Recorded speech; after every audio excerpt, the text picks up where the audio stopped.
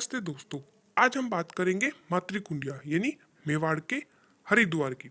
आप सभी ये तो जानते ही होंगे कि मातृकुंडिया मेवाड़ का अत्यंत प्राचीन तीर्थ स्थल है। यहाँ के बारे में लोगों की मान्यता है कि यहाँ के कुंड में नहाने वालों को सभी पापों से मुक्ति मिल जाती है तथा जिसकी अस्थियां यहाँ विसर्जित की जाती है उसे मोक्ष प्राप्त हो जाता है। इसी कारण प्रतिवर्ष हजारों श्रद्धालु अपने दिवंगत परिजनों की अस्थियां विसर्जित करने यहाँ आते हैं और इसी कारण मातृकुंडिया को मेवाड़ का हरिद्वार भी कहा जाता है। परंतु मातृकुंडिया का नाम आखिर मातृकुंडिया या मेवाड़ का हरिद्वार क्यों रखा गया, आइए इसके बारे में जानते हैं। पौराणिक कथा के अनुसार मातृकुंडिया से थोड़ा आगे चलकर जाडेश्वर महादेव का प्राचीन स्थान है, जहाँ किसी समय परशुराम जी के पिता ऋषि जमदग्नि का आश्रम था, जहाँ ऋषि जमदग्नि अपनी पत्नी रेणुका के साथ रहा करते थे। माता रेणुका प्रतिदिन ऋषि जमदग्नि के लिए पूजा हेतु बनास नदी के तट पर प्रतिदिन मिट्टी की मटकी बनाकर उसमें जल भरकर लाया करती थी। एक बार जब रेणुका जल लाने वन में गई तो वहां से उनकी बहन के पति राजा शस्त्रबाहु अपनी सेना के साथ निकले, जिनके वैभव को देखकर माता रेणुका के मन में ग्लानि पैदा हुई कि वह वन में रहने वाले निर्धन ऋषि की पत्नी होने के कारण वो अपनी बहन के पति को भोजन के लिए आमंत्रित भी नहीं कर सकती और इसी उधेड़पुन के कारण माता रेणुका से मटकी नहीं बन पाई और वो पूजा हेतु जल भी नहीं ला पाई।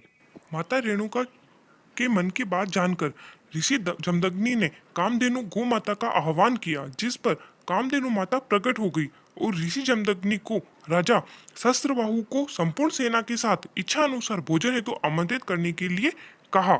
माता कामधेनु की आज्ञा से ऋषि जमदग्नि ने राजा शस्त्रबाहु को उनकी सेना सहित आमंत्रित किया। शस्त्रबाहु ने व्यंग से ऋषि जमदग्नि से पूछा कि संपूर्ण सेना की इच्छा अनुसार भोजन में क्या मेरी सेना के पशु भी आमंत्रित हैं? इस पर ऋषि जमदग्नि ने हाँ कहा, मगर साथ ही ये कहा कि आप हमारे अतिथि हैं और आपकी सेना में सभी को इच्छा अनुसार भोजन की प्राप्ति होगी। राजन, किंतु ध्यान रहे कोई भी हमारी कुटिया में प्रवेश नहीं करेगा।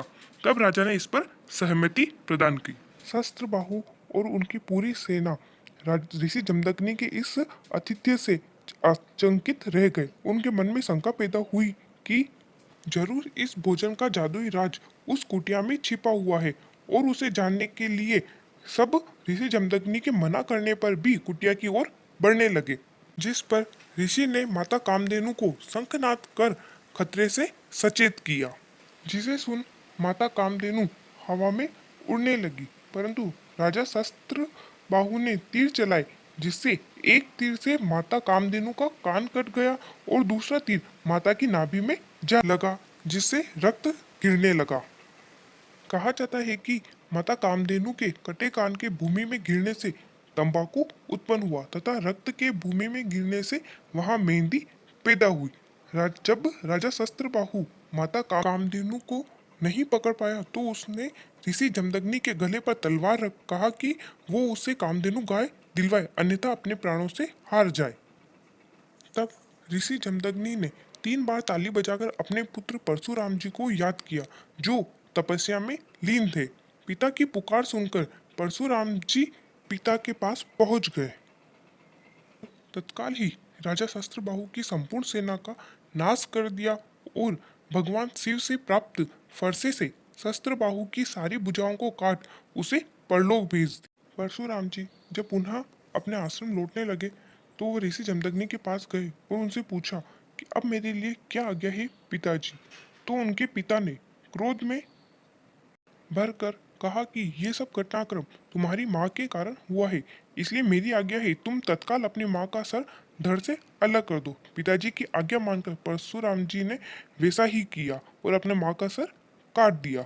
अपने पिता की आज्ञा मानकर एक बार तो अपनी माता का वध कर दिया, परंतु पिता के प्रसन्न होने पर उन्होंने पुनः माता को जीवित होने का वरदान भी मांगा और उन्हें कोई एक बात स्मरण न होने दी और उनकी माता पुनः जीवित भी हो गई। किंतु बाद में भी वे मात्र हत्या के पाप से दुखी रहने लगे और परशुराम जी को ऐसा प्रतीत हुआ मानो उनकी माता रेणुका का सर कटकर उनकी पीठ पर चिपक गया है।